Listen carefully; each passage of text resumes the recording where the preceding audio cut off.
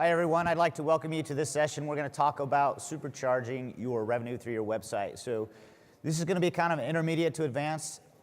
Everybody understands slides, so I'm going to zip through these because what I really love to do is help people.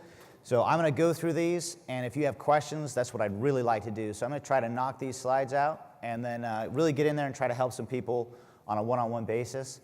I'll make these slides available, and I'm also happy to answer any questions. So come up to me afterward or get my email address, and we can go from there. So primary audience on this is anybody who's got a website or a blog. There's a lot of different ways that you can use that platform to make money. This will also work to some degree for people who are doing nonprofits or not necessarily trying to sell products or services or different things. It's all about taking the traffic that you have on your website and optimizing that in a way that's going to get your visitors where you want them to go. So who am I? My name is Ryan Guina. I've been blogging for about 10 years now. I have 2 websites. I've been doing it full time for about 7.5 years. So I've seen a lot of changes in the marketplace, a lot of changes with Google, a lot of changes with websites, social media, all these different things. How do you make money online? Well, I like to say there's a tripod, right? So you can't just make money from traffic alone or just by having a good reputation. You need to have a little bit of what I say, this tripod: traffic, trust, and opportunity. We're going to dive into these just a little bit, get an overarching idea, and then we'll go from there. So why should I trust you? Well, I led this off by telling you who I am. I've been doing this full time for 7.5 years. I've been doing it for 10 years. So that should tell you a little bit that I've been successful enough to support my family running some websites. So what you need to do for your audience is show them who you are. And there's a lot of ways that you can do that. So this is a good friend of mine, Jeff Rose, and he's in the financial space. He's pretty big. What he does is he shows a picture of himself, and then down here he shows as featured on Fox, US News, New York Times. He does a lot of video. He's got a great about page. So by showing people that you're a real person, showing them your credentials if you're credentialed, or show them your experience, show them why they should trust you. So if you're a military member, or if you're a military spouse, or if you're a veteran, you already have a little bit of street cred with that audience, right? Because everybody knows, hey, let's work with veterans. I'm a veteran. I'm already going to know, hey, he's served, he's been there. Military spouse, same thing. You have that part of the community. So when you can show people who you are, you're already partway there. Traffic is your next thing, right? If you have no traffic, you're not going to make any money. So we're going to talk a little bit about traffic and taking the traffic that you already have and finding a way to monetize that. Traffic, if you were here in Josh's last time, he was talking about social media and how you can use that to generate traffic. You want to have a little bit of a mix. You don't want to rely on one thing. I can't tell you how many people I know who used to get all their traffic, notice I said used to, from Facebook. And then Facebook changed their algorithms so that things are no longer coming through the feed for everyone. And they just announced another one yesterday. Now they're relying more upon paid social. So these people I knew used to get tons of free traffic from Facebook. Facebook changed their algorithm, and that's gone.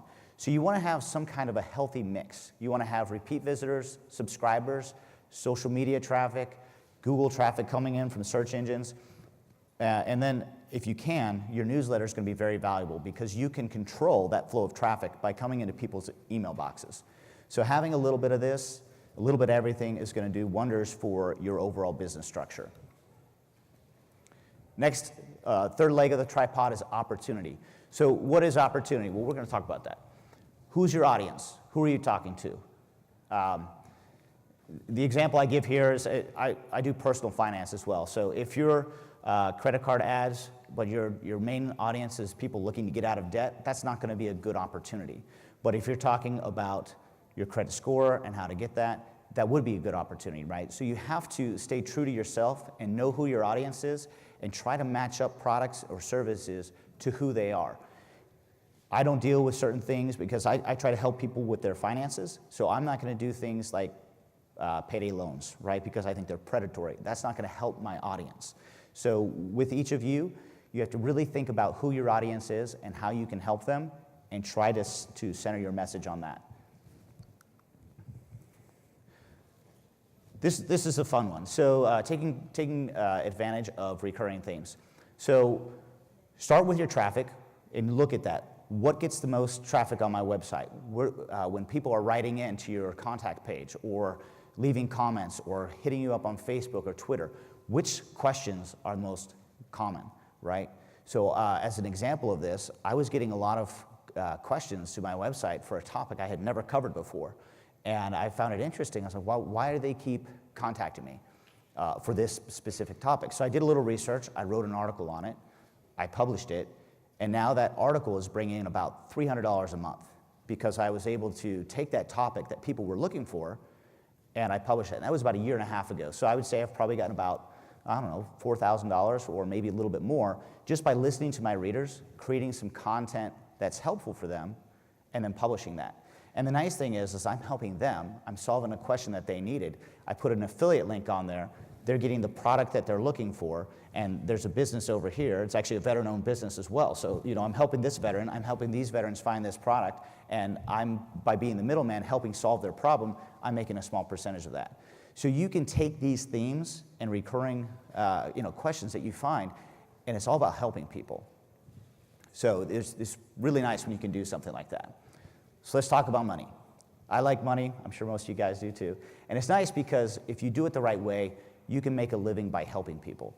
And that's what I love about what I do. People ask, what do you do? Well, I say I run websites. Or actually what I like to do is say I help people. And that gets the conversation started because I run a website. That's kind of boring. But I help people.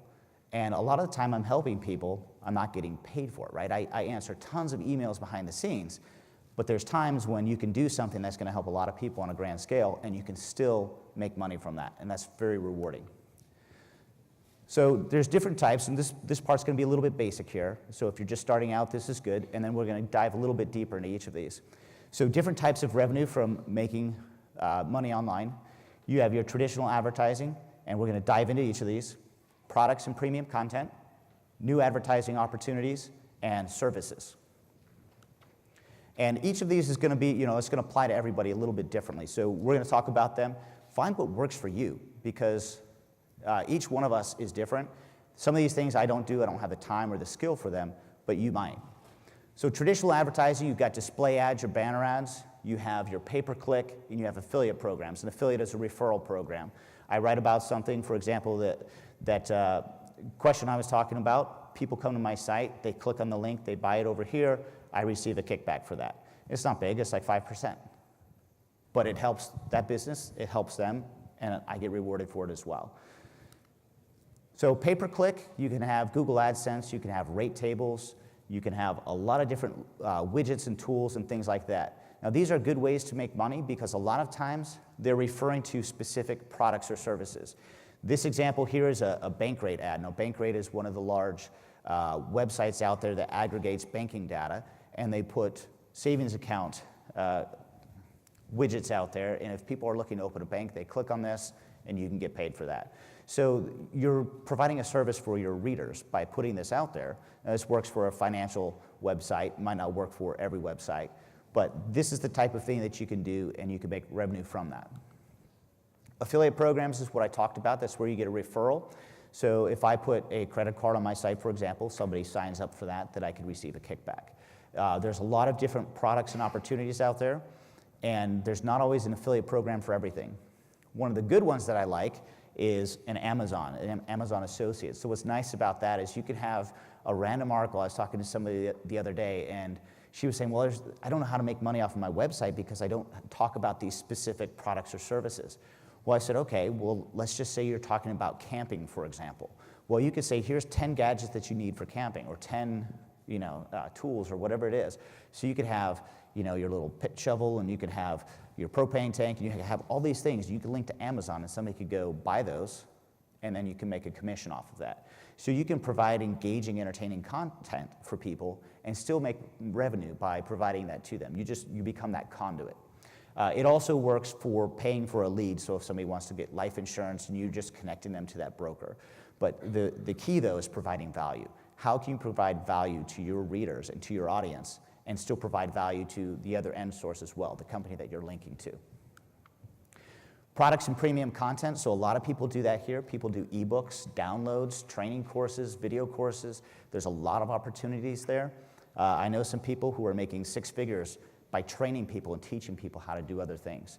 And there's a lot of work that goes into there. You're like, oh, great, 6 figures, I could do this. But they really spend a lot of time making video courses, training courses, PDFs, and then they help people, and they'll have office hours or a lot of different things, but they're working on building a community of people and really helping them. So an example is a good friend of mine, Steve Chu. He runs a website called My Wife Quit Her Job. And what happened was they were having a baby, and she wanted to become a stay-at-home mom. They're like, well, how can we replace her income? So what they did is they opened an online store, and how they did this was actually funny.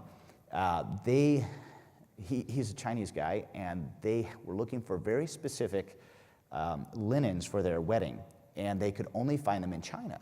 So they had them shipped out, and they had to buy a minimum bundle of like 5,000, which was way more than they needed. So they decided to sell the surplus on eBay. They sold like that. And they said, well, this is kind of interesting. Let's buy some more. So they created their own company, importing goods. Mostly, it started off as called Bumblebee Linens. And they started doing that primarily with wedding things and stuff like that. And now they've expanded, and they continue to do this to this day. That business alone is making 6 figures every year. But then he taught people how to do this. He created a video course teaching people how to do this. That business makes 6 figures. So there's a lot of things that you can do by helping other people to do what they want to do. And he has success stories of other people that he's taught his students who have made 6 figures a year. So there's a lot that you can do with this. Another good one is downloads and printables. A good friend of mine has a site about getting out of debt, college student loans and stuff like that. He has this nice guide, but then he said, okay, let me just put this guide as a printable on there and a download. It's like $5. Well, people are willing to spend $5 because it's a really nice guide and teaches you step by step how to reduce your loans, how to do this. And then really he just took content he already had, packaged it very nicely, and put it up there for sale. It's not a huge seller for him, but it's a couple $100s a month. So think about how a couple $100s a month might change your budget, might change your bottom line. And the nice thing is, once you do it once and you find that formula, a lot of times you can repeat that. So there's a lot of ways that once you start learning these little tricks and learning how to optimize things, you can keep that going. New advertising opportunities. So LAK, I don't know if she's in here right now, but she talked yesterday about being that brand ambassador and finding those sponsorships. This is really big right now. A lot of companies are moving away from that banner ads because they know they're not as effective as they used to be.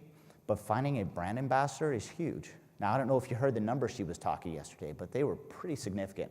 People are making 5 figures being a brand spokesperson, and it might just be for a short period of time. Let's go in here, let's promote this, let's do that.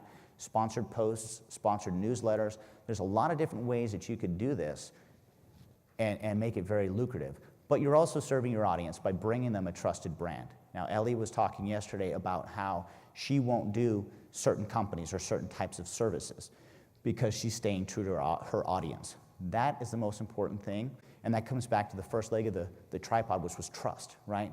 You have to remain true to yourself and your audience. There's always going to be a way to make money, so don't sell yourself or your website or your brand just for the opportunity to make a little bit of money. Don't ruin your cred. It's not worth it. Email marketing, we talked about that. Native advertising, that's going to be your sponsorships. Podcasting is another way. So there's a lot of people out there who are running a podcast, and you could do a little soundbite, or you could have a sponsored podcast where you interview somebody, and you're like, hey, you can come on my show, we'll talk about your business or your product, and it's a conversation. It has to be helpful to your audience, but you can find that and make it a win-win. Services, a lot of ways you can do that. Consulting, freelance writing, social media. You can become a manager. You can do all kinds of things. So when you have your website and you have that platform, a lot of people have a little tab on there that says Hire Me or services that we provide. And you can use that platform that you have to leverage these opportunities. So now we're going to go a little deeper. So a site audit. This is a lot of work, but it's a lot of fun too. I'm actually doing that on one of my sites right now. The site's 10 years old, and it's a mess. In 10 years, I've already gone through and killed hundreds of articles because they were just no longer relevant. We just started doing this again, and I just killed 200 more articles over the last 2 weeks. And they're articles that just don't fit our purpose anymore. They're no longer valuable. They're no longer relevant. So we're getting rid of those. That's part of it. You have to keep your site thriving. You have to make sure that it continues to be relevant to your audience.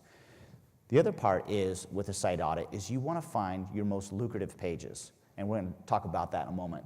Optimizing ads is another way that you can do that, and then leveraging these opportunities. So we're going to dive into these. Targeting. So with targeting, what you want to do is find the most valuable pages on your website, and that could be either the ones that are already driving the most revenue or those that are getting the most traffic.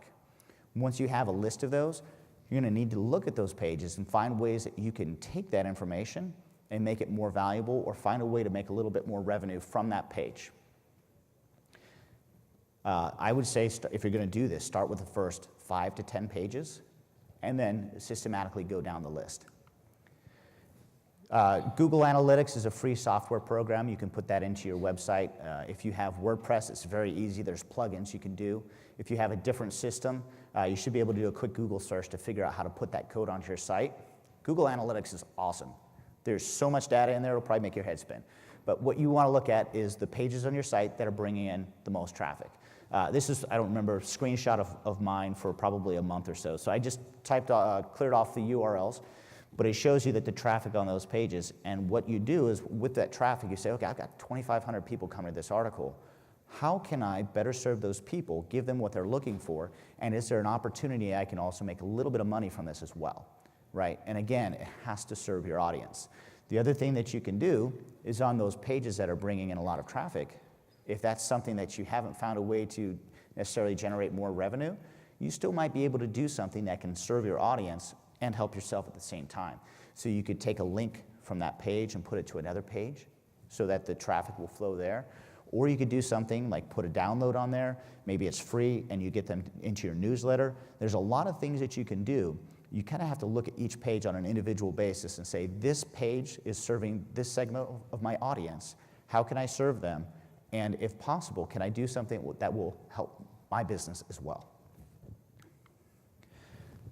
So we talked about this a little bit, the top pages to your site. The other thing that you want to do is you want to go through them, through some of your archives, and find links to that. So if you have a page about saving money, well, let's say you've been blogging for 3 years, and then all of a sudden this page that you wrote 2 years in starts getting a lot of traffic. You probably don't have any links from all those old articles. So if you go back into your archives and link to your newer pages, that's going to help people coming to all those different pages, and it's going to funnel that traffic where you want them. You can also do that for pages that are making more money, that are already making money. So any way that you can funnel traffic there is going to be a way that you can increase the revenue on your site. Search engine optimization, I know some people get a little concerned when they hear that. There's some real basics that will do 80% of the optimization that you're going to need. There's a plugin, if you're on WordPress, it's called Yoast SEO, or I think it's WordPress SEO now, I think he changed it, but Yoast, Y-O-A-S-T. If you use that on your website, it's going to do 80% of the SEO that you need, if not a little bit more. The other thing you can do is try to get links from other websites to those pages. SEO is kind of a big topic, so we're just going to leave that off. I mean, there's whole books on that and whole websites. Increasing revenue on your top pages, like we said, just go through those pages. We're going to try to funnel traffic to as many of those as we can, and then we're going to look for ways within those pages to generate a little bit more revenue. Now, this is an AdSense heat map. So what we're talking about here is optimizing the location of the ads on your site. So what you see on the left is the old heat map. Google used to say, put these ads everywhere. And these places where it's darker are going to get the most clicks. Now, Google is very different. They want a better user experience, and you do too. What Google is doing now is they're looking at the way websites perform on tablets, on mobile, and that's how they're ranking sites. They just started that pretty much this month. They're rolling it out right now. So you want your website to be as clean and user-friendly as possible. If you have an ad, you want it to be a clear, clean-looking ad. You can put it kind of in your content, that's fine, but you don't want it plastered everywhere, and you don't want it to be deceiving. You don't want to trick people into making money. You want them to click if it's relevant to them, or if it's helpful to them. But you don't want to trick people. So as clean as you can make it is better. So the image on the right is the new Google heat map, if you will, but it's more of a best practice. This also includes banner ads, if you're going to do that, or if you're going to monetize through affiliate ads or display ads, anything like that. You want to kind of minimize what you have, and sometimes less is more. In fact, I've got a good friend who had a review article talking about different insurance companies and the benefits of those, you know, the pros and cons of each of those companies. And he had big name, a little bit of writing, big banner on there, some more writing, next company, and so on. They removed all the giant banner ads, left one link to each website, and instead of having, you can find this website here, here's the banner, here's another link to their website, and if you want to sign up, click here, you know, like 3 or 4 different calls. They got rid of that, they made it one, they tripled their revenue. So sometimes less is more. Again, yes. Display ad revenue. So display ads is your banners. Now banners still do work. They're not as lucrative as they used to be, but there's ways that you can still use them on your website and still generate some decent revenue. So you can manage this yourself. You can do it by direct sales. You can use Google DoubleClick for Publisher or a different ad server, or you can use a company to kind of host those for you. I've chosen to do the latter, and my display ad revenue went through the roof because they really know what they're doing. So managing it yourself is a pain unless you just inherently know how to do this. It's not easy because you have to have different sources and then put price floors and all kinds of fun things. The company I use is a company on the left. They're called AdThrive. They're phenomenal to work with. They manage everything for me, and my revenue from display ads, I would say probably tripled. And the best thing is I don't have to do anything. If I have a question, I email them, they take care of it. They're wonderful. Monumetric is another company that's very similar. Now AdThrive, last I heard they had about 100,000 page view minimum per month requirement. They'll waive that, especially if you have multiple sites or if they feel like you're really growing and you're doing really well and you have you know, a very clean site and there's someone that you're willing to work with. If not, they kind of do have a waiting list. Monumetric has a little bit lower threshold, and I've talked to a few people that say they really like working with them as well. So one of these companies is great, and it's so nice not to have to manage all that yourself, especially when you see at the end of the day you're making a little bit more. Affiliate marketing, this is the big thing. If you're doing affiliate marketing, try to help people. At the end of the day, your audience, you need to treat them like a friend. And I will not put anything on my websites if it's not something that I would give to my grandmother or my mother or my siblings or a really good friend, right? Not everything applies to everybody, but if that were an appropriate thing for them, if I wouldn't give it to them, I'm not going to put it on my website. And that's the way that you should treat everything. If you approach it that way, people will understand that you have their best interests. People on the web aren't dumb, right? Scratch that. Some people. But when you're trying to help people, they can see through that, right? If you've got these flashing ads, you're like, click here, make me money. It's not about you. It's about your visitor. So if you can do that, if you can help people, and you can give them a conduit, if you can be that person who's helping them, you could review a product or service and say, look, here's the product, here's what it is. I think it's a great fit for these people, but it might not be a fit for these people, you know? Because not everything's a perfect fit for everyone. So that's what I'll do. If I review a product, sometimes I'll have a little heading that says, who is this for? Who is this not for? Because you don't want to make everything sound like it's the perfect fit for everybody, because it's not. So really just take that mantra of, I'm trying to help people. And when you do that, you'll find that your audience will be a little bit more responsive to that.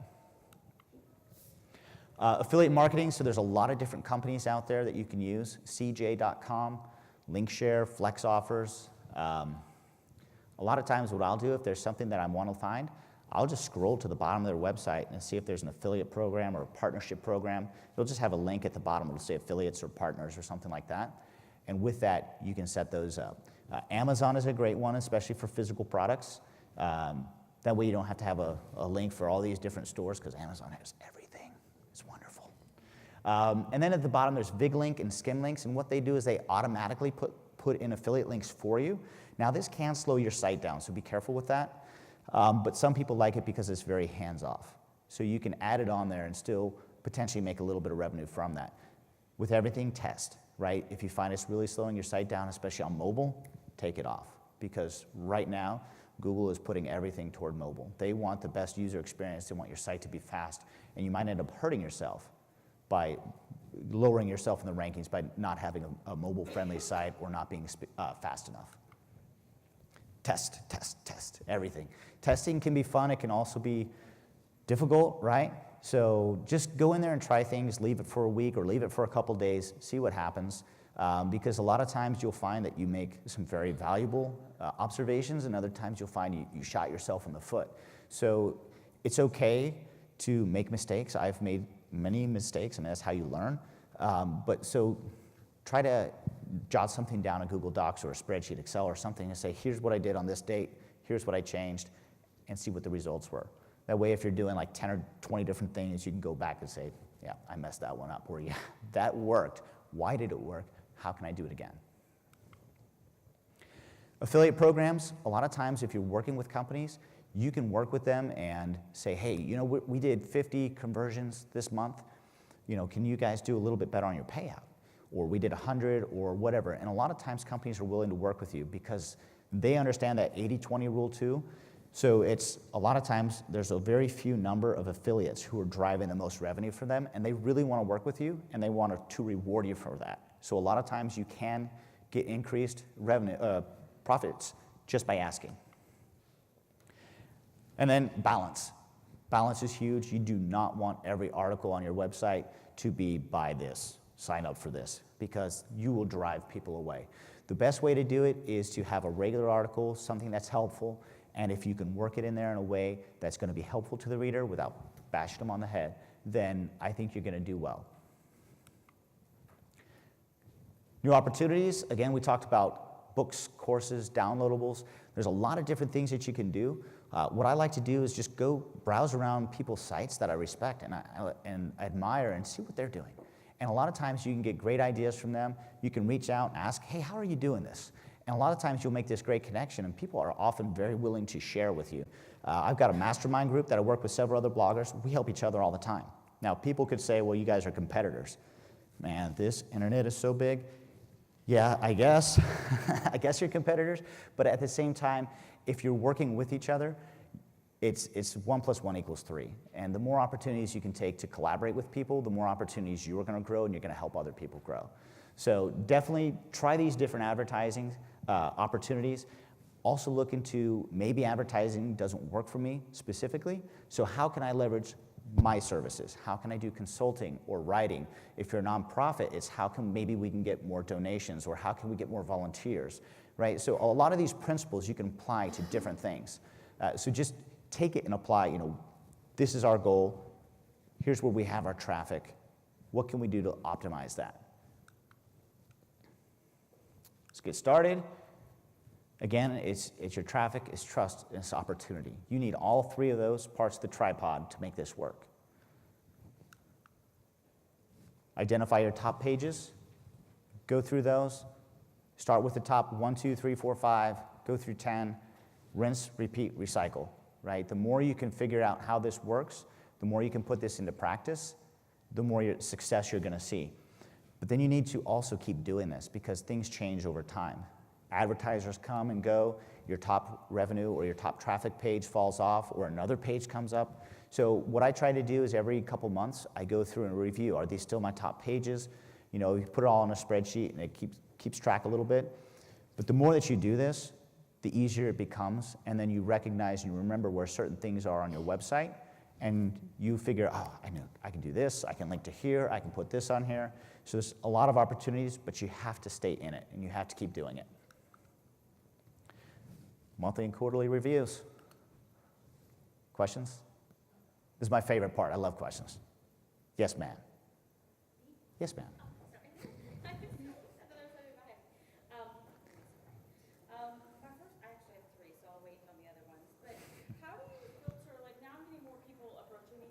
Mm-hmm. Great. And I know what you're saying about the filter of like, hey, make sure that's something you would recommend to family. Yeah. But other than that, do you like have a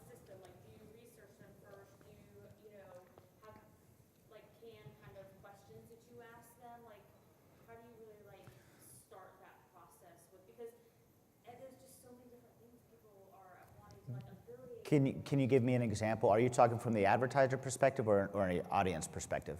Advertiser. So Okay. like, wanting to affiliate, like, hey, can you do my surveys or Sure. recommend these or Yeah. can you do, So I can answer this. So the question is, how do you vet or how do you screen these companies that are trying to work with you? So what I do, and I get a lot of these, and most of the time, it's just, they're blanket emails. Like sometimes they don't even know what site you are. They just say, okay, you're in the financial niche. This is going to be a great fit for you. Well, maybe not. So just take a step back before you answer. Open it, read it, take a look at their site, and put yourself in that perspective. If you know which pages on your website are already driving traffic, then you can say, does this fit with any of them? Or is this a product I would use, or would I recommend it to somebody else? And at the end of the day, if you're like, well, it's okay, it's an okay product, but can you get behind it, right? I get people asking me all the time to do reviews of apps for their, this new spending app or this new budget app, and I don't really use those on my phone. So for me, it's not something I can really recommend because I don't use them. I don't know if my audience does, but at the end of the day, it's just like, I don't want to invest that time. So saying no is very, very important. So learning how to do that and say, look, I'm not going to get behind it. It's not that it's bad. There's no reason I don't want to other than it's not a great fit. So sometimes you just have to say no. okay, do you limit, like, do you have like a number and you just don't go past like working with this amount of affiliates? So what I say on I don't have a hard limit. If it works, it works. But one of the things that I do is I look at it and it's like, is this going to move the needle for me? Is this going to be something that's going to drive recurring revenue? And if not, I'll usually say no, because at the end of the day, that's more work for them as well, because they have to manage another affiliate partner, they have to set up the tracking, now you have to do the same thing. And managing a lot of those becomes cumbersome, and that can become, just the email traffic, it can be a job in itself. So I try to say, will this move the needle? Is it a good fit? Is it something that I can get behind? Then all right, we'll try it out. So, yeah. Jen? They gave me a microphone. All right. So Jen Hemphill, I'm a podcaster, as you know. So going back to the site audit, how would you do that as a podcaster? Because I have my episodes numbered. Would you even touch that, or what would you? I wouldn't go change things, Didn't right? think So if you have a URL on your website, don't change it unless you understand how to redirect that properly, because doing that can end up losing traffic, and it's not a good thing. So with a podcast, what I do is I have a podcast. I don't update it frequently, but when I do publish a podcast, I publish a really long article with it. And my podcast show notes, if you will, I don't do a straight transcription. I turn it into an article that somebody might be looking for. And it might be 2, 3, 4, 5,000 words long. And it takes me forever to do it, which is why I don't do a lot of podcasts. But that type of a resource coupled with the audio becomes massively valuable to the reader and to the listener. So by having that, you can bring in a lot of traffic to your website. Now, not every one of those is going to have a way to make money directly from it. So I'm not worried about that. Not every page is designed to make money, and you can't look at it that way. You have to look at it as, does this help my audience? And then from those pages, if they're bringing in a lot of traffic, you can redirect, not redirect, but you can link to other pages on your website that might bring them something valuable. That's also where things like your AdSense or your display ads, your banner ads, can be valuable, because every time somebody loads those banner ads, you make a few portions of a penny or whatever. So having a lot of traffic is good, even if you can't directly make money from that article. Does that answer your question? Yes. Perfect. Yes, ma'am.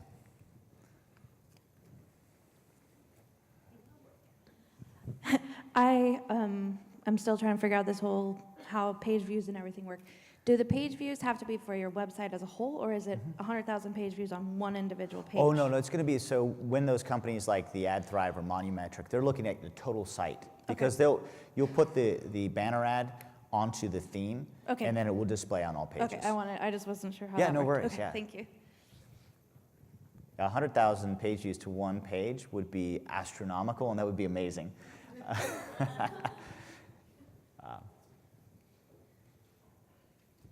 Hank, What about low traffic sites? low traffic. Should we wait Yeah, to monetize, or what's the tipping point of when? yeah. No, it is. Right, so no, that's actually a wonderful question. When should you put advertising on your site? Really, whenever you feel comfortable.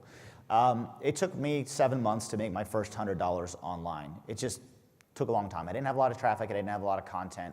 And then once I started making money, once I started getting that traffic, it just kind of continued, and then eventually it snowballed.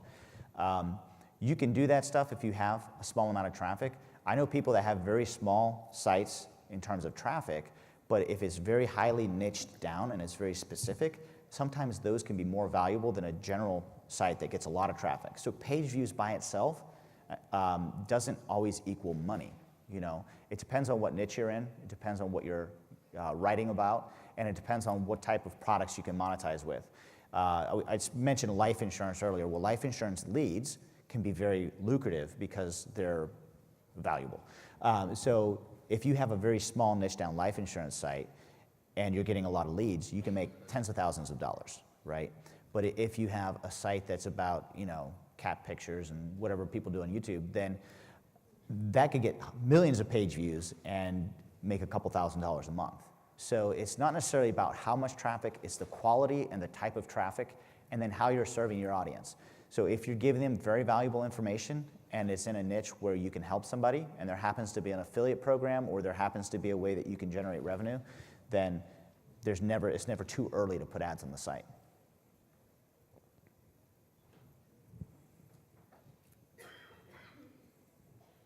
Lacey, did you have another question? Let's do it. Okay, so I wanted to ask, what do you do for your continuing education? Because you're very knowledgeable in this area, and I was just curious, like your daily routine. Do you read up on other blogs? I know you mentioned that, but is there anywhere that I should be going to get better and better? I recommend a mastermind if you can. Can I get in yours? So here's the deal. You were all thinking it too. You were all thinking it. The best thing to do in a mastermind group is find people who are pretty much at the same stage where you are, or maybe a step higher, right? Because if you're trying to get into a mastermind with somebody who's at a high level, and I'm not saying that's where I am, because there's people who are light years ahead of where I am, they're going to spend so much time trying to teach you that they're not going to learn, right? So what can you give to the group as well? So the people I'm in a mastermind with, we've all been doing this for anywhere from 5 to 10 years. And we're all pretty comparable in terms of what kind of revenue we bring in, what kind of traffic, and that kind of thing. So we're all at similar stages, and we help each other. We share information, we share contacts. So when you're starting out, if you can find a group of, it could be 1 to 5 to 8 people, you know, it doesn't have to be massive, it doesn't have to be tiny. And then if you can have regular meetups, whether it's Skype or Google Hangouts, we do it in person now once a year. We have a little Facebook group, and we share emails and stuff like that, but once a year we get together. And that's great because it becomes a business trip. I missed it this year because I was TDY, yes. But the year before that we did Orlando. We rented a 10-bedroom house, and it cost $4,000 for 3 days. But it was cheaper to rent a 10-bedroom house than it was to stay in a hotel. So we cooked out, we had a pool in the back, everybody had a private bedroom with their own bath. I mean, it sounds like we're big ballers, right? We're not. But I mean, think about it. It was like $135 a person, and a hotel would have been more than that. So look for opportunities to make it fun. If you can get together and turn it into a family vacation. A lot of people come here to conferences like this, and they'll bring their families, or they'll have their families come in the last couple days, right? And then they'll turn it into a vacation. So if you could turn a meetup into work and play, and you could sit down for a few hours and systematically go through things, then that's a phenomenal way to learn. That's probably the best way to learn. And then just pay attention to industry things. Read a little bit on search engine optimization is always helpful. Read about ads. And then look at other people's websites, see what they're doing. If you see something that looks like it might be an ad, click it. Find out where it's going. Or then go to that website, look at the bottom, see if they have an affiliate partnership or partners link down at the bottom. Contact them, see if there's an opportunity. There's a lot of things that you can do, but the best way to learn, I think, is from other people. That's why conferences like this and networking is so valuable. You'll get more from this conference in the hallway than you will right here from me, because you're going to meet people, and these people that you meet, you might be talking to 5 years from now. In fact, Hank, right behind you there, how long have we known each other, Hank? 10 years now? So actually, USAA sponsored a meetup for some military financial bloggers, and that was about 10 years ago, yeah. And thanks, USAA. And that was wonderful to have that opportunity to meet people, and those connections that you make here can stay with you for years. You had a question?